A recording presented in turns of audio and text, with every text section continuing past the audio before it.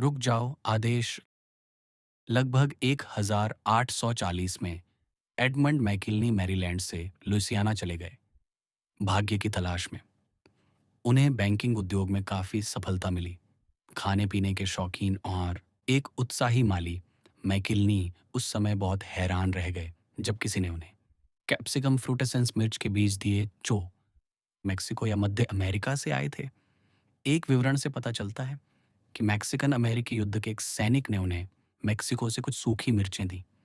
उन्हें जैसे भी मिला, मैकिलनी को उनके मसालेदार स्वाद से प्यार हो गया और उन्होंने बीज बचा लिए। हम निश्चित रूप से यह जानते हैं कि इस सफल बैंकर ने एवरी द्वीप पर अपने गन्ने के बागान में मिर्च के बीज बोए थे। आज एक प्रमुख पर्यटक आकर्षण ये वास्तव में एक द्वीप नहीं बल्कि एक विशाल नमक का गुंबद था। जब लुइसियाना में गृह युद्ध छिड़ा तो मैकिलनी उस द्वीप के अन्य परिवारों के साथ अन्य स्थानों, खासकर टेक्सास में भाग गए। युद्ध। जब मैकिलनी ने चारों ओर देखा तो वहां खूबसूरत गन्ने के बागान थे, तो उससे बस तबाही ही तबाही दिखाई दी। बागान नष्ट हो गया, उनका घर लूट लिया गया, खेत उजड़ गए, फसलें बर्बाद हो गईं, बाढ़ें जला दी गईं, उपकरण तोड़ दिए गए और फिर इस तबाही के बीच उसकी नज़र जिंदगी पर पड़ी। तीखा, फलदार, बढ़ता हुआ जीवन। इस बंजर बंजर भूमि में सिर्फ तीखी मिर्च के पौधे ही बचे थे। वे हर जगह थे। द्वीप का मलबा देखकर दूसरे परिवारों ने वहां से जाने की योजना बनाई। उन्होंने शायद कुछ ऐसा कहा होगा, यहाँ सब कुछ बर्बाद हो गया है, कुछ भी नहीं बचा है, हम इस जगह पर जिंदा नहीं रह सकते। इसलिए वे निकल पड़े, शायद न्यू ऑर्लिन्स या वापस टेक्सास।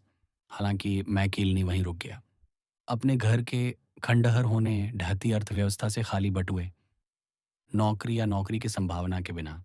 इस आदमी के दिमाग में एक विचार आया, मेरे पास ढेर सारा नमक है, मेरे पास ढेर सारी मिर्चें हैं और मेरे पास कहीं एक पुराने विस्की बैरल में थोड़ा सिरका भी है।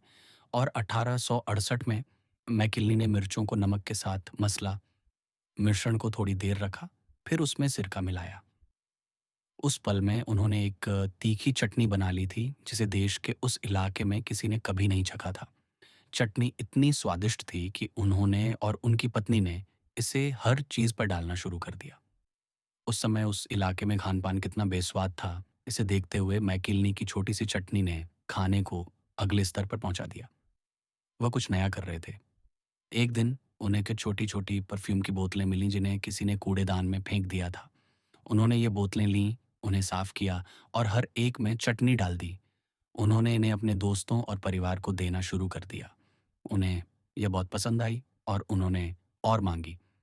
फिर उन्होंने इन्हें थोक विक्रेताओं को नमूने के तौर पर दे दिया। उन्हें ये बहुत पसंद आई और उन्होंने और माँगी। उन्होंने न्यू ऑर्लियंस के रेस्टोरेंट में सॉस बेचना शुरू किया। जल्द ही ऑर्डर आने लगे। हर कोई मैकिलनी की सॉस, या जैसा कि हम आज जानते हैं Tabasco original red pepper sauce, मांग रहा था। ये निजी स्वामित्व वाली हॉट सॉस कंपनी आज बाजार के 20 से 25% हिस्से पर कब्जा जमाए हुए है और इसकी अनुमानित कुल संपत्ति 2 अरब डॉलर से ज्यादा है। हर दिन 7,50,000 से ज्यादा बोतलें बनाई जाती हैं। 20 से ज्यादा भाषाओं और बोलियों में लेबल लगाकर 160 से ज्यादा देशों के रेस्टोरेंट और खुदरा विक्रेताओं को वितरित की जाती है। यह एक पारिवारिक कंपनी भी है, 5 पीढ़ियों से चली आ रही संस्था। यह सब एक ऐसे व्यक्ति की देन है जिसके पास सिर्फ तीखी मिर्चें थीं और जो रुका रहा। जरा सोचिए, अगर मैकिलनी ने अपनी तबाह हो चुकी संपत्ति को देखा होता और बाकियों की तरह उड़ गया होता, 5 पीढ़ियां इस महान वरदान से वंचित रह जाती। 5 पीढ़ियां। मुझे आश्चर्य होता है कि हम क्या खो देते हैं जब हम स्थिर रहने के बजाय आसान रास्ते पर भागते हैं। जहां हो वहीं रहो। आइए इसे आध्यात्मिक दृष्टिकोण से देखें। आप प्रभु के यहाँ रहो आदेश का कितनी अच्छी तरह पालन करते हैं। मैं इसे दूसरे तरीके से कहूं, जब आप किसी चीज के लिए प्रार्थना कर रहे होते हैं और कुछ नहीं होता तो आप क्या करते हैं? जब कोई सफलता नहीं मिलती तो क्या आप आगे बढ़ जाते हैं? जब आप किसी जगह, किसी व्यक्ति या किसी चीज में बो रहे होते हैं जिसके लिए ईश्वर ने आपको बुलाया है, लेकिन वह कुछ भी पैदा नहीं कर रहा है, तब क्या? आप इन सवालों का जवाब चाहे जैसे भी दें, मैं आपको वह जवाब देना चाहता हूँ जो आपको मिलना चाहिए। अगर ईश्वर ने आपको किसी ख़ास जगह, किसी ख़ास रिश्ते, किसी ख़ास नौकरी, किसी ख़ास सपने, किसी ख़ास समुदाय के लिए बुलाया है, तो चाहे वो आपको बाहर से कितना भी अनुपयोगी क्यों ना लगे, आप वहीं रहें, जहाँ आप हैं। आप हार नहीं मानते, आप अपना सामान नहीं बाँधते, आप कहीं और नहीं जाते, जो बेहतर लगे, आप वहीं रहते हैं। जब बाकी सब चले जाते हैं, तब भी आप वहीं रहते हैं। जब आप सूखे में होते हैं और बारिश का कोई नामो-निशान नहीं होता, तब भी आप वहीं रहते हैं। उत्पत्ति 26 में हम अब्राहम के पुत्र इसहाक के बारे में पढ़ते हैं, जो अकाल के समय गरार नामक स्थान पर रह रहा है। परमेश्वर उसे चेतावनी देता है कि वह मिस्र न जाए, बल्कि जहाँ है वहीं रहे। वह इसहाक से वादा करता है कि वह उसे अत्यधिक आशीर्वाद देगा। वह अपने पिता से की गई मन्नत पूरी करेगा कि उसके वंश आकाश के तारों के समान बढ़ेंगे। इसलिए इसहाक वहीं रहता है, वह ज़मीन में। बोता भी है, उसी वर्ष इसहाक 100 गुना फल काटता है। हम धन्य देश अमेरिका में वास्तव में समझ नहीं पाते कि अकाल क्या होता है। अगर हम दोपहर का भोजन नहीं करते हैं, तो हम भूख से मर जाने की शिकायत करते हैं। मुझे 2010 में भूकंप के बाद हैती की यात्रा याद है। मैंने सैकड़ों लोगों को देखा, वयस्कों और बच्चों को जिन्होंने हफ्तों से कुछ नहीं खाया था। मुझे एक नन्ही बच्ची को अपनी गोद में लिए हुए याद है। उसका पेट बुरी तरह सूजा हुआ था और उसके बाल भंगुर और नारंगी हो रहे थे, जो गंभीर कुपोषण के लक्षण थे। यह अविश्वसनीय था। आंसू, उदासी, भूख, मक्खियाँ, तबाही, बीमारी, पानी की कमी, अस्वच्छ परिस्थितियाँ। अकाल पड़ने पर यही होता है। किसी के पास खाना नहीं है, किसी के पास पानी नहीं है, किसी के पास कुछ भी नहीं है। और इसहाक के समय में ऐसी ही स्थिति थी जब परमेश्वर ने उसे वहीं रहने के लिए कहा जहाँ वह था। मुझे यह दिलचस्प लगता है कि सालों पहले अब्राहम भी अकाल से गुजरा था। उसने वादा किए गए देश को छोड़कर मिस्र भागने का फैसला किया। अब्राहम ने गलती की होगी, लेकिन इसहाक उसे दोहराता नहीं है। वह नहीं करता जो उसके पिता ने किया था। गरार भले ही मिस्र जितना सुंदर या आदर्श स्थान न रहा हो, लेकिन परमेश्वर इसहाक को यहीं चाहता था। इसहाक के लिए गरार छोड़कर खुद मिस्र जाना ज्यादा आसान होता, जहाँ खाना भरपूर था और हर कोई अच्छा समय बिता रहा था। ऐसा लगता है कि जब भी हम किसी मुश्किल से गुजरते हैं, तो हमें हमेशा कोई ना कोई ऐसा मिल ही जाता है जो कहीं और रहता है और बहुत अच्छा कर रहा होता है। और कभी-कभी वे परमेश्वर के लिए भी नहीं जी रहे होते। क्या कभी एक आस्तिक के तौर पर आपको ऐसा महसूस हुआ है? मानो आप वादा किए गए देश में अकाल में जी रहे हों और बाकी सब मिस्र में समृद्धि पा रहे हों? मुझे भी ऐसा महसूस हुआ है और मैं आपको बताऊंगा कि मैं इसके बारे में क्या करता हूँ। मैं जहाँ हूँ, वहीं रहता हूँ। ये उस घटना के बिल्कुल विपरीत है जो नाओमी नाम की एक महिला ने खुद को बेथलहम में अकाल में पाया। हिब्रू में बेथलहम का अर्थ है रोटी का घर। जब रोटी के घर में रोटी नहीं होती तो कुछ गड़बड़ है, इसलिए नाओमी, उनके पति एलीमेलेक और उनके 2 बेटे अकाल से बचकर बेथलहम रोटी के घर को छोड़कर भाग निकले। वे मोआब गए, जो लगभग 25 मील दूर था, ज्यादा दूर नहीं। जब आप अकाल में हों और सब भूख से मर रहे हों और बाकी सभी परिवार कहीं और भाग रहे हों, जहाँ खाना मिल सके, तो वहाँ से चले जाना एक बहुत ही तार्किक बात लगती है। हालांकि जब आप बेथलहम में होते हैं, जब आप ईश्वर के घर में होते हैं, रोटी के घर में, भले ही वहाँ रोटी ना हो, आप वहाँ से नहीं जाते। आप डटे रहते हैं और वहीं रहते हैं। मुझे परवाह नहीं कि आपको किसी जगह, व्यवसाय, विवाह, नौकरी या किसी बुलावे के लिए कैसे बुलाया गया है। कठिन समय तो आएगा ही। कठिन समय आपको संघर्षों से गुजरना होगा। यह ईश्वर के साथ आपके रिश्ते में भी उतना ही सच है। कभी-कभी जब आप वहाँ होते हैं जहाँ ईश्वर ने आपको नियत किया है, तब भी आध्यात्मिक रूप से सूखापन महसूस होता है। आप उसे सुन नहीं सकते, आप उसे महसूस नहीं कर सकते। आप चर्च जा सकते हैं, आप बाइबल पढ़ सकते हैं, आप सभी सही काम कर सकते हैं। बस आपको उसकी उपस्थिति का रोमांच महसूस नहीं होता। फिर भी इन सब के बावजूद आपको दृढ़ रहना होगा।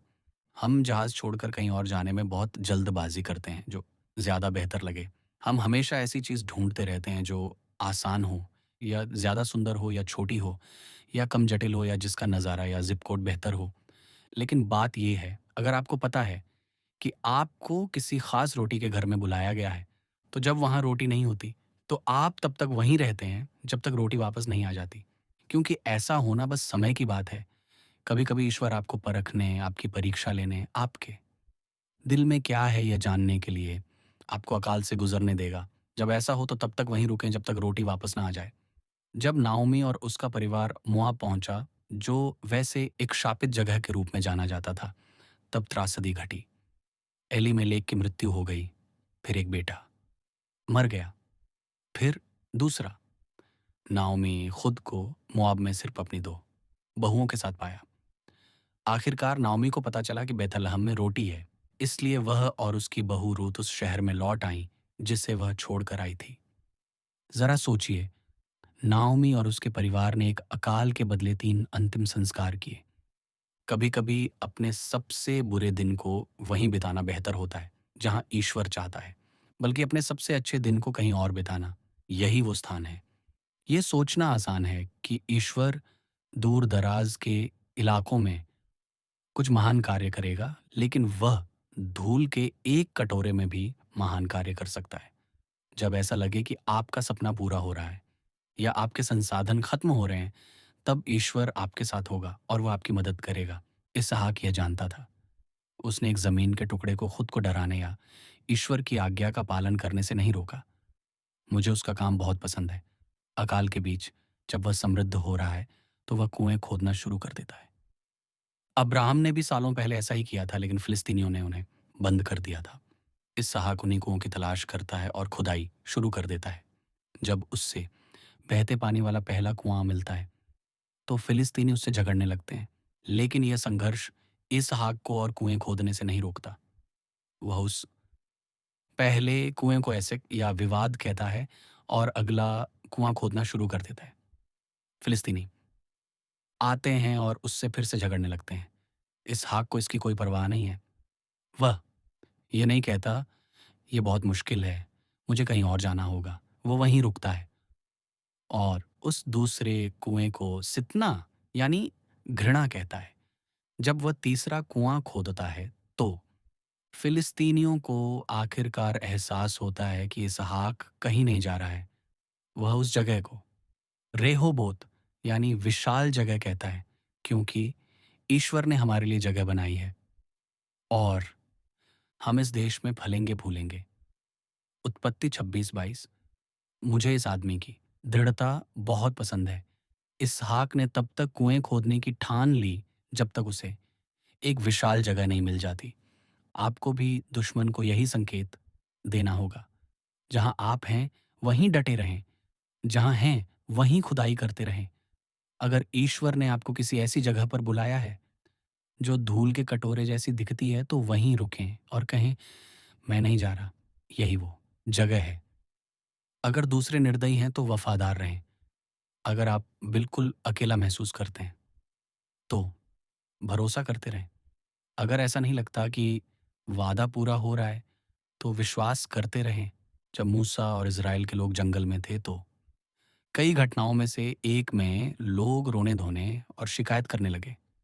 हम प्यास से मर रहे हैं, हम भूखे मर रहे हैं, खाने-पीने को कुछ नहीं है, हम थक गए हैं, बहुत गर्मी है। बहुत से लोग सोच रहे थे, यह तो बेतुका है। आखिर हमने मूसा की बात क्यों मानी और मिस्र क्यों छोड़ दिया? चलो वापस चलते हैं। लेकिन परमेश्वर ने कहा, यही वह जगह है। और जंगल के बीचों बीच बिना खाए पिए परमेश्वर ने मूसा को रुकने के लिए कहा। उससे भी बढ़कर उसने उसे कुछ और करने के लिए कहा। मूसा, लेवी गायक मंडली से बाहर निकलो, गाना शुरू करने का समय हो गया है। मैं इस दयनीय दृश्य की कल्पना इस प्रकार करता हूँ। ये लोग रेगिस्तान में हैं, हर जगह धूल है, आग की तरह तप रही है। वे काफी समय से चल रहे हैं और थके हुए हैं, लेकिन गायक मंडली उठ खड़ी होती है और गाना शुरू कर देती है। हे कुएं, फूट पड़, इसके लिए गाओ। वह कुआं जो राजकुमारों ने बनाया था, जिसे लोगों के कुलीनों ने खोदा था राजदंड और अपनी लाठियों से। और जैसे ही वे गाते हैं, मैं पुजारियों की कल्पना कर सकता हूँ जो सूखी मिट्टी पर अपनी लाठियों से थपथपाना शुरू कर देते हैं। थप, थप, थप। ऐसा लगता है कि वे बस धूल का एक बादल बना रहे हैं। कुछ खांसने लगते हैं, कुछ का दम घुटने लगता है, लेकिन वे धरती पर धौल जमाते रहते हैं और गायक मंडली गाती रहती है। मैं कल्पना कर सकता हूँ कि एक पुजारी अपनी लठ जमीन पर ठोक रहा है, लेकिन इस बार वह फंस जाती है।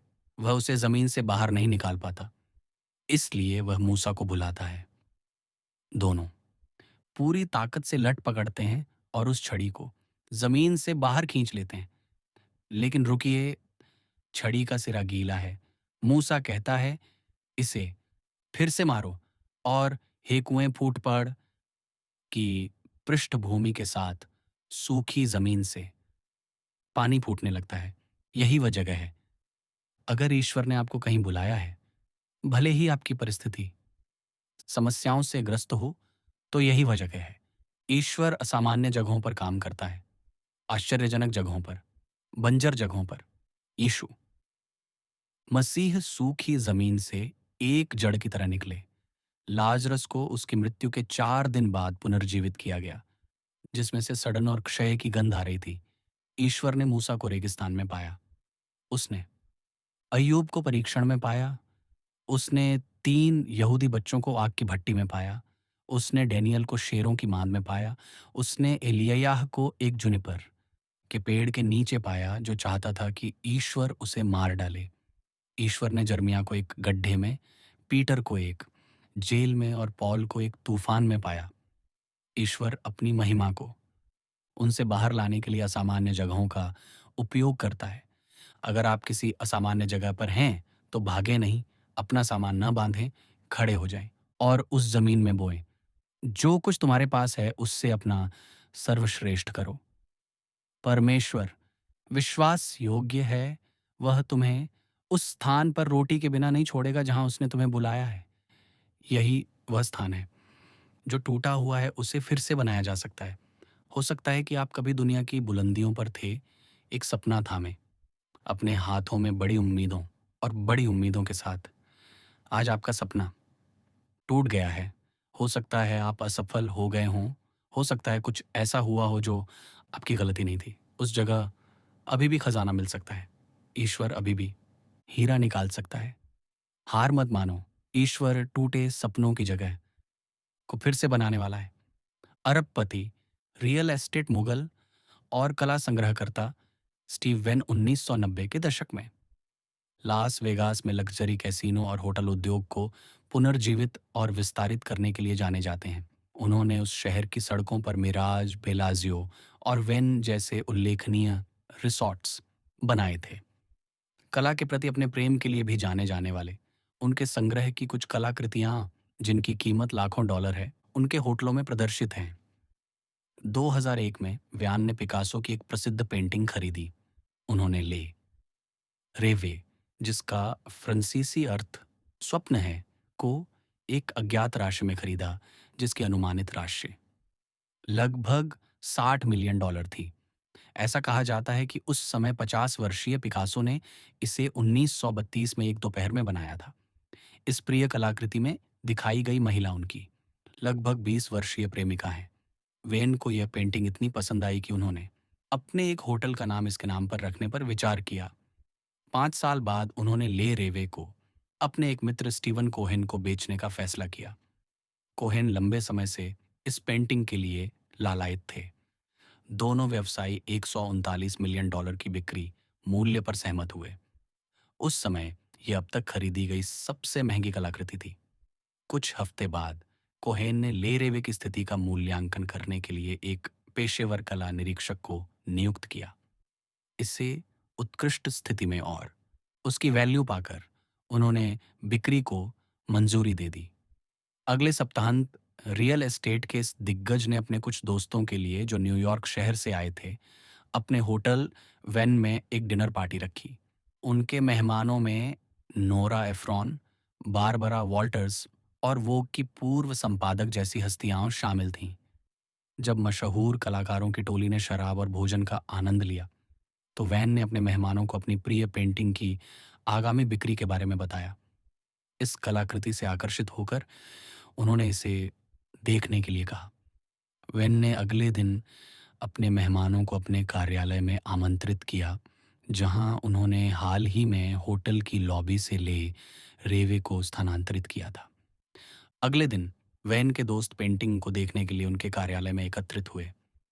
यह पेंटिंग एक दीवार पर प्रदर्शित थी, जिसके चारों ओर मैटिस और रेनॉयर सहित अन्य प्रसिद्ध कलाकृतियां थीं। जब उनके मेहमान पिकासो द्वारा अपने सपने के चित्रण पर वाह-वाह कर रहे थे, तो वेन ने उन्हें प्रसिद्ध चित्रकार और इस विशेष कलाकृति के बारे में एक छोटा-सा कला पाठ पढ़ाना शुरू किया। वह रेवे की ओर पीठ करके खड़ा था, इस सपने का जश्न मना रहा था। उन आखिरी रातों में से एक रात जब वह पेंटिंग उसके पास होगी। एक नेत्र रोग से पीड़ित जो उसकी परिधीय दृष्टि को प्रभावित करता है, और ये भी नहीं सोच रहा था कि वह क्या कर रहा है। विन कुछ कदम पीछे हटे और अपने दाहिने हाथ से इशारा किया। अनजाने में उस उत्कृष्ट कृति पर वार कर दिया। कमरे में एक स्पष्ट फटने की आवाज गूंज उठी। विन ने अपनी दाहिनी कोहनी से पेंटिंग में छेद कर दिया था। कमरे में मौजूद सभी लोग कैनवास में 2 इंच के फटे हिस्से को देखकर दंग रह गए। इगुजू $139 मिलियन का सपना चकनाचूर हो गया, टूट गया, बर्बाद हो गया। उसी हफ्ते बाद में विन की पत्नी फटी हुई पेंटिंग को न्यूयॉर्क ले गई, उनके कला डीलर से मिलने। वे दोनों इस बात पर सहमत हुए कि जब तक नुकसान की पूरी सीमा का पता नहीं चल जाता, तब तक सौदा रद्द रहेगा।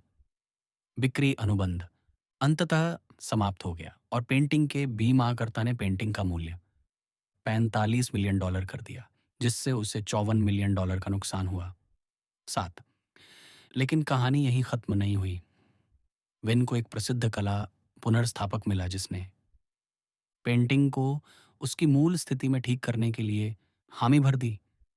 मुझे कल्पना करना अच्छा लगता है कि इस कला सर्जन ने कुछ ऐसा कहा होगा, श्री विन, मुझे विश्वास है कि मैं इस टूटे हुए सपने को ठीक कर सकता हूँ।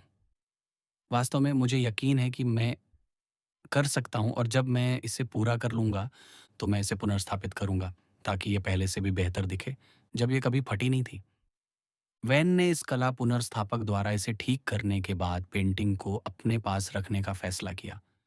हालांकि 6 साल बाद उन्होंने इसे कोहेन को $155 मिलियन में बेच दिया। ले रेवे की कीमत टूटने और मरम्मत के बाद और भी ज्यादा हो गई, $16 मिलियन ज्यादा।